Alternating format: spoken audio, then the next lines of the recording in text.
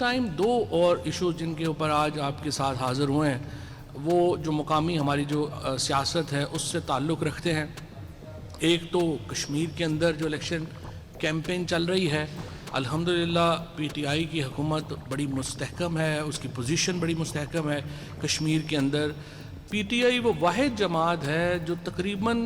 کشمیر میں ہر نشست کے اوپر اپنا امیدوار کھڑا کر سکی ہے.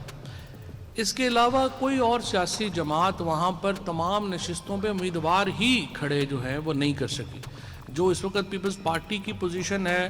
آپ نے اسی دیکھا کہ بلاول بھٹو اسی لیے وہاں پہ میدان چھوڑ کے بھاگ گئے کہ ان کو پتہ چلا کہ وہاں پر ان کے امیدوار ہی نہیں ہے. ٹوٹل 8 حلقوں میں پیپلز پارٹی کے امیدوار ہیں اس وقت کشمیر میں، اور اس کی وجہ سے جو کافی ایک ناکامی کا سامنا کرنا پڑا بلاول بھٹو کو، اور وہ آدھی اپنی جو کیمپین ہے اس کو چھوڑ کے فرار ہو گئے. اس کے بعد جو ایک ہماری مریم بی بی وہاں پر جو کیمپین کر رہی ہیں، آپ دیکھ رہے ہیں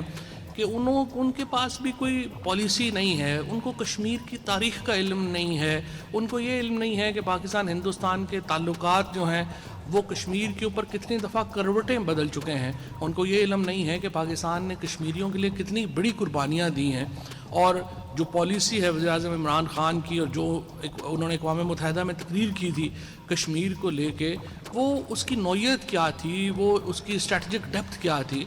وہ اپنی جو اس وقت پرچار وہاں پہ کر رہی ہیں اس کا نہ سر ہے نہ پیر ہے. اور آپ دیکھ رہے ہیں کہ